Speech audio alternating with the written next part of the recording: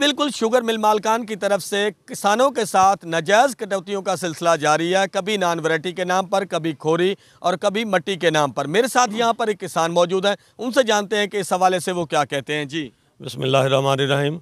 सानू मिल वालों ने जी वैरायटी दी गन्ना लाने को, असीं गन्ना काश्त किया, गन्ना काश्त करके उन्होंने पालिया, मेहनत की। इस वक्त जो उन्होंने भेजते हैं ट्राली मिल दे विच, वो नॉन वैरायटी के नाम से इन्नी काट लाते आ भी एक ट्राली 342 मन काट लगी। एक ट्राली 342 मन काट ला के तो फिर उन्होंने नाले भी सानू कहा भी तुसीं किराया भी जिमीदार इसका अदा करे। इस वेले सरमायादारां दे चुंगल दे विच जिमीदार फंस गया।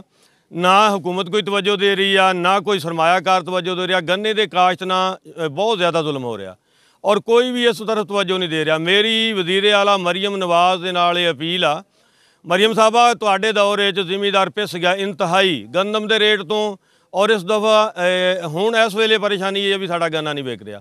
मिल ने सानू वैरायटी दी है, असीं काश्त की है। मिल नॉन वैरायटी के नाम पर अगर साडी अद्धी ट्राली ही काट च रख लवे तो जिमीदार किधर जाए, कौन सुनेगा साडी इस गल नूं।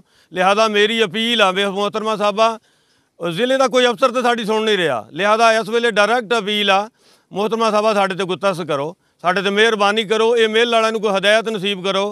इन्हां ने तो साडा अद्धो अध 50% गन्ना जिहड़ा मारन लग पिया और जिहड़ा गन्ना काट च मारदे आ ਉਹਦੀ ਅਸੀਂ किराया भी असी देना, किराया भी असी दिंदे, ਉਹਦਾ ਜਿਹੜਾ गन्ना मिल ਨੂੰ पहुँच गया। जबकि इस वक्त सूरत हाल ये आ भी मिल ਦਾ ਚੂਰਾ ਸਾਡੇ गन्ने ਨਾਲੋਂ ਮਹਿੰਗਾ, ਉਹਨੂੰ ਚੂਰੇ ਦੇ ਭਾਅ ਹੀ ਸਾਨੂੰ ਪੈਸੇ ਦੇ ਦੇਣ। ਉਹਦੇ ਜਿਹੜਾ ਸਾਡਾ गन्ना ਉੱਥੇ ਪਹੁੰਚ ਗਿਆ ਉਹਨੂੰ ਸਾਨੂੰ ਚੂਰੇ ਦੇ ਹਿਸਾਬ ਨਾਲ ਪੈਸੇ ਦੇ ਦੇਣ। ਲੇਕਿਨ ਜ਼ੁਲਮ ਹੋ ਰਿਹਾ, ਕੋਈ ਮਿਲ ਦਾ ਅਫਸਰ, ਕੋਈ ਉਹਦਾ ਮੁਲਾਜ਼ਮ ਸਾਡੀ ਗੱਲ ਸੁਣਨ ਵਾਸਤੇ ਤਿਆਰ ਨਹੀਂ। ਲਿਹਾਜ਼ਾ ਇਸ ਵਕਤ ਸਾਡੇ ਕੋਲ ਸਿਰਫ ਔਰ ਸਿਰਫ ਤੁਹਾਡਾ ਆਸਰਾ ਜਾਂ ਅੱਲਾ ਦਾ ਆਸਰਾ।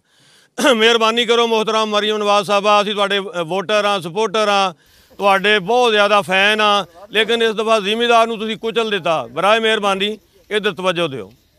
जी किसान का यही कहना है कि मोहतरमा मरियम नवाज़ साहबा जो हैं मिल्स मालकान को नाजायज़ कटौतियों से रोकें और किसान को जो है रिलीफ दें। जी।